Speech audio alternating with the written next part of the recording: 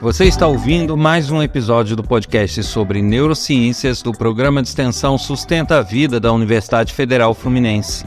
Meu nome é Adriano Freitas, pós-graduado em neuroaprendizagem, especialista em neuropsicologia clínica. Neste episódio, eu vou falar sobre os estudantes e as decisões.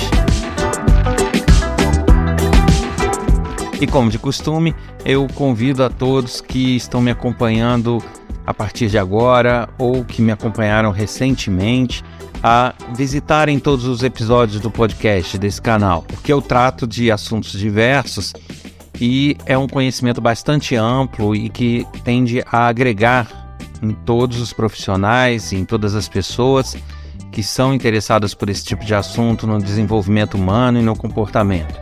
Então fica aqui o convite a se organizarem, fazer uma maratonazinha, sempre ouvir o capítulo da semana e um anterior. Eu penso que demora um pouquinho, são muitos episódios no ar, mas eu creio que vale a pena para todos. E também convido a participar do podcast, enviando dúvidas, sugestões, críticas, elogios. E isso pode ser feito através de 2 canais, do WhatsApp, pelo telefone 22 99 222 1003, ou pelo e-mail podcast@sustenta-vida.com. E para finalizar, repetir aqui o endereço do meu site, onde vocês vão encontrar informações profissionais a meu respeito, projetos que eu desenvolvo e também link para o meu canal no YouTube com palestras, seminários, trechos de aula e bastante informação sobre as neurociências. O endereço é www.adrianofreitas.com. Eu aguardo vocês lá.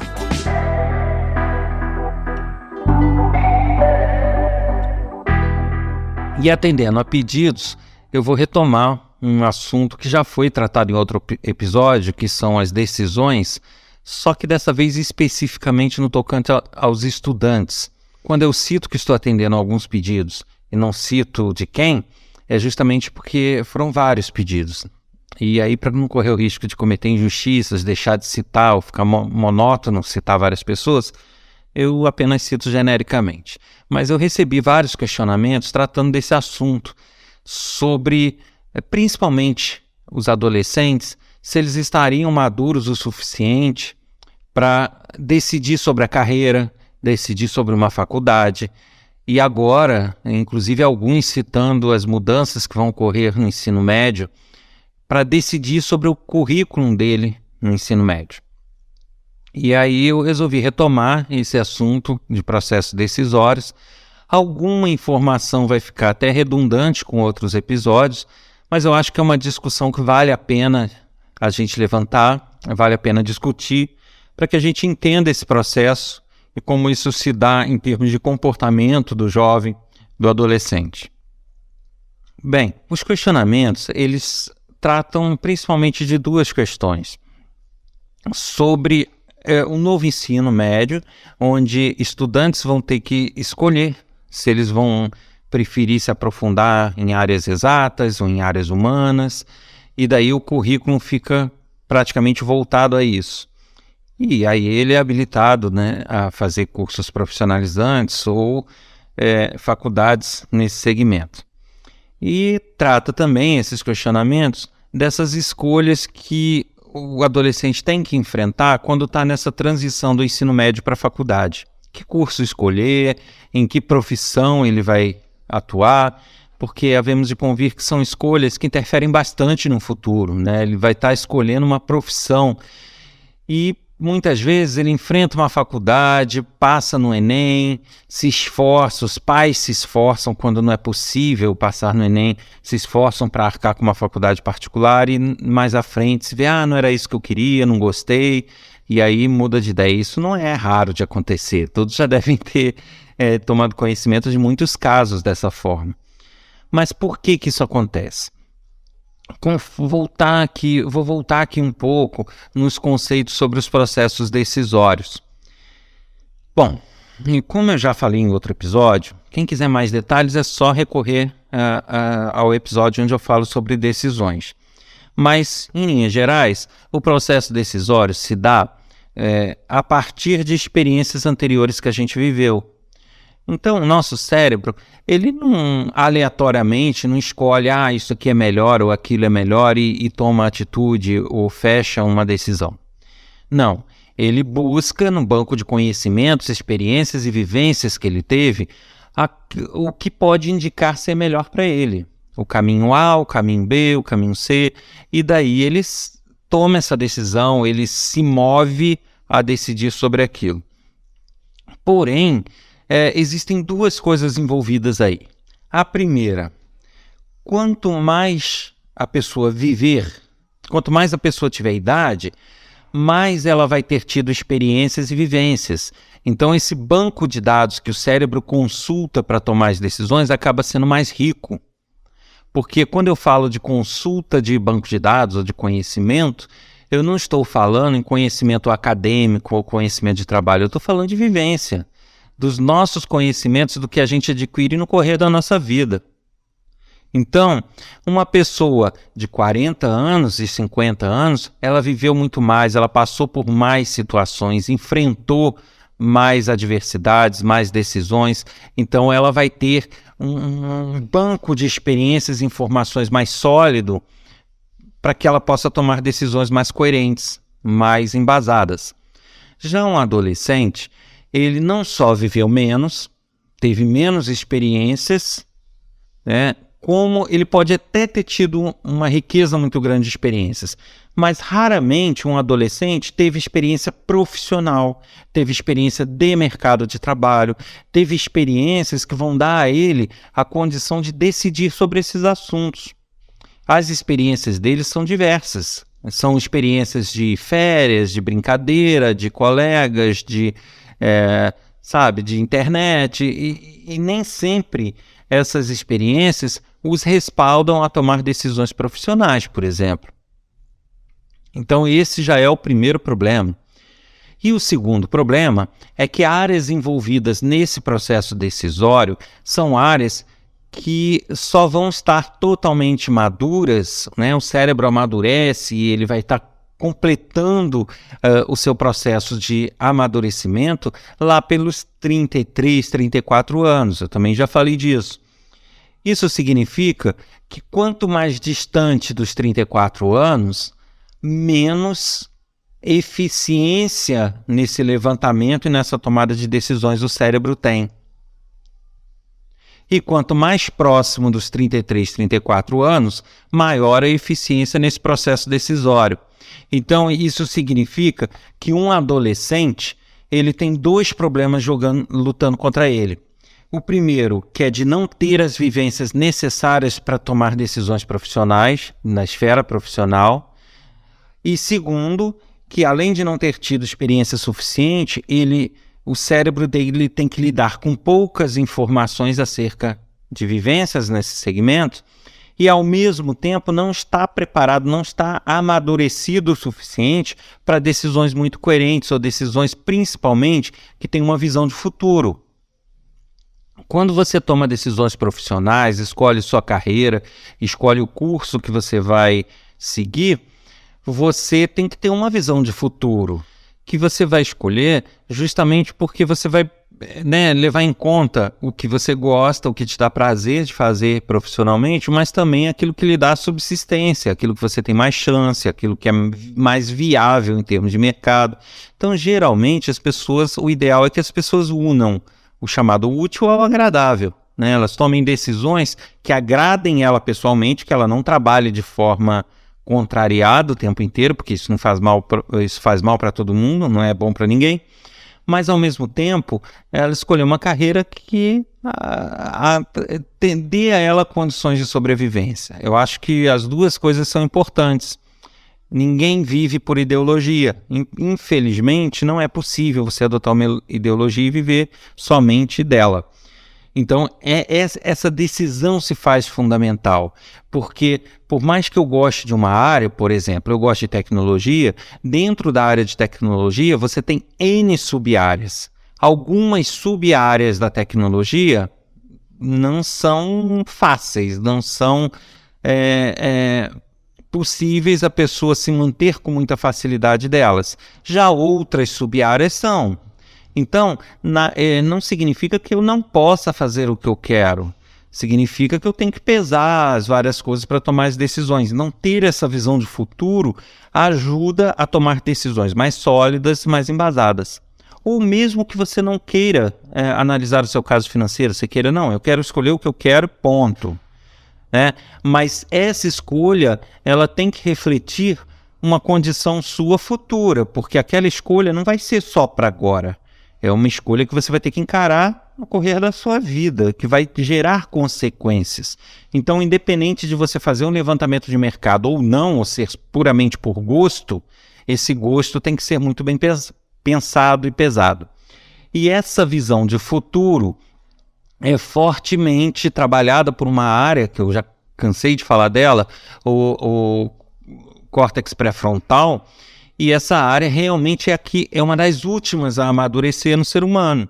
Então, adolescentes não estão em condições de ter essa visão de futuro de forma muito sólida, de forma muito eficiente. Então, para resumir a história, eu diria, na minha opinião, de que os adolescentes não estão preparados para as decisões que estão sendo imputadas a eles. Então, vai ser comum adolescentes escolherem um segmento do ensino médio que depois eles vão se arrepender ou vão querer mudar. Da mesma forma que acontece com as escolhas de cursos universitários, onde você vê um índice de desistência ou de troca de curso muito alta, porque a pessoa encara um curso e no meio dele vê que não era aquilo, queria outro. E o que é pior, muitos percebem isso no início ou no meio e, ou por pressão familiar, ou por questões próprias, ou por orgulho, por N fatores, ela às vezes toca aquilo até o fim, para então depois falar, não, foi só para ter o diploma, eu não vou trabalhar com isso mesmo, e aí ou muda de profissão, ou tenta buscar outro rumo na vida. Então, eu considero isso até uma perda de tempo, uma decisão mal tomada. Então, é fundamental que a pessoa tenha boas condições de decisão. E isso na adolescência não é a melhor ocasião. Eu tenho opinião que se a pessoa identificou que algo não é para ela, não adianta ela dar murro em ponta de faca e desistir. O quanto antes ela identificar isso, ela tem que dar uma guinada na vida dela, aprender outra coisa e seguir seu rumo. Só que isso vai ter mais chance de ocorrer na adolescência, né? Quando a escolha é colocada aos adolescentes. E existe solução para isso? Infelizmente não. É um risco que o país está tendo, é um risco que o sistema educacional está tendo e é um prejuízo que muitos estudantes vão ter, que é de encarar uma profissão que depois vem que não era a que eles queriam, de encarar cursos superiores que não é o que eles queriam, de adotar um rumo no ensino médio que depois venham a se arrepender. Tá? E aí é importante que eu diga o seguinte: o nosso cérebro, ele busca sempre que possível embasar essas decisões, mesmo não sendo capaz. Então, o que eu quero dizer com isso? Por mais que o adolescente ainda não tenha essa área do cérebro amadurecida por completo, não tenha bagagem profissional, bagagem de mercado para tomar esse tipo de decisão ainda, mas ele busca então, se eu não posso me apoiar e confiar 100% nisso, eu estou na dúvida, não sei que decisão eu tomo, eu vou ter que confiar em alguma coisa externa. É assim que o cérebro age. Então, ele tenta buscar algo em torno dele na qual haja um certo grau de confiança, e daí ele tende a seguir os rumos dessa orientação externa. Por isso que a gente vê muitos adolescentes seguindo os conselhos de amigos, seguindo a moda, seguindo o que todo mundo está fazendo, justamente porque ele tem uma visão, isso é até um viés cognitivo, eu já falei também sobre esse viés cognitivo, onde quando você vê 500 pessoas fazendo uma coisa, você vai dar mais importância a essa coisa do que quando você vê 2 fazendo. Justamente pelo efeito manada, pelo fato de você ver que muita gente está indo por aquele caminho. Aquele caminho dá a sensação para o cérebro de que é o melhor, é a melhor decisão, porque em número mais pessoas estão indo nesse caminho, quando, na verdade, para aquele indivíduo pode ser o pior caminho.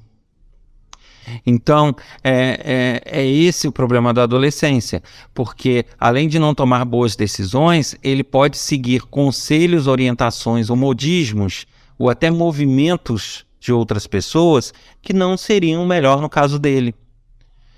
Então, se grande parte da turma dele de escola está adotando um certo currículo, uma certa escolha, ele, no momento em que ele tenha que tomar uma decisão e o cérebro dele ainda não sabe para onde ir, ele de repente vai ter a sensação que a melhor escolha para ele é aquela que todo mundo está tomando, quando na verdade no caso dele poderia ser outra.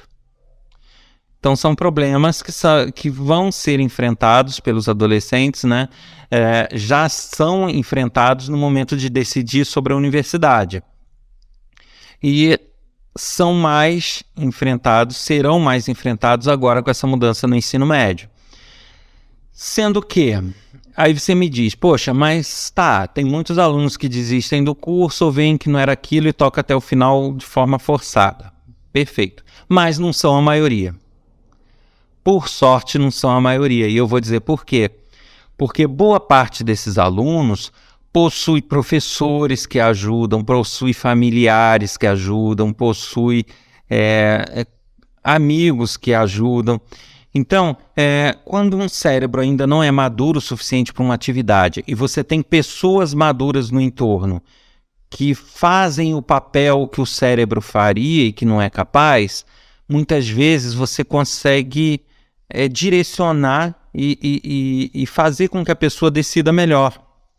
Então, ter bons conselhos, de repente ter profissionais ou professores que mostrem a esse adolescente o que implica cada tipo de decisão que ele está prestes a tomar, mostrar, dentre aquelas que ele está na dúvida, mais detalhes sobre cada uma. Isso tudo, de repente, vai dando embasamento, informação para que ele tome uma decisão um pouco mais calçada na realidade dele. Então, essa estatística de que é a maioria que toma a decisão errada, não é a maioria, ela varia muito de acordo com o ambiente onde a pessoa está inserida. Aqueles adolescentes que são jogados no mundo, faz a escola e se lasque para lá, ninguém apoia, ninguém ajuda, ninguém conversa, eles vão tender a ter muito mais problemas nessas tomadas de decisão do que aqueles adolescentes que estão em família, que conversam, que orientam, que trocam informação, que assistem noticiários e que munem ele de informação. Então, a informação é uma arma contra a decisão errada, mas não é 100% eficaz, não é só isso que basta, mas isso ajuda muito. Então, o que eu poderia orientar no sentido de auxiliar nesses processos decisórios agora, já no ensino médio, não apenas na faculdade, é justamente isso, é muni-los com o máximo de informação possível antes e de forma muito objetiva, muito clara, sem rodeios, para que eles consigam, em cima dessas informações, decidir melhor, ajudar o cérebro deles. Então, na verdade, a gente estaria fazendo o papel que o cérebro deles teria que fazer, que é analisar, mastigar as informações e daí decidir. Nesse caso, quem está ao entorno tem que analisar, mastigar e apresentar alternativas já mastigadas para ele do que vai acontecer em tal situação se ele tomar uma decisão, o que vai acontecer se ele tomar outra decisão. Então esse mastigar de informação já tem que ir pronta para ele, porque o cérebro dele não consegue fazer muito. E a partir dessas informações mastigadas, ele vai tomar decisões melhores. Você ouviu mais um episódio do podcast sobre neurociências do programa de extensão Sustenta a Vida da Universidade Federal Fluminense. Meu nome é Adriano Freitas, pós-graduado em neuroaprendizagem, especialista em neuropsicologia clínica. Para enviar dúvidas, sugestões, críticas, mensagens diversas, basta escrever um e-mail para podcast@sustenta-vida.com ou então mandar uma mensagem pelo WhatsApp através do número 22 99 222 1003. E aqueles que desejarem, podem visitar meu site www.adrianofreitas.com e nele vão encontrar diversas informações profissionais e links para materiais audiovisuais de minha autoria. Um abraço a todos e encontro vocês novamente na semana que vem com mais um episódio inédito.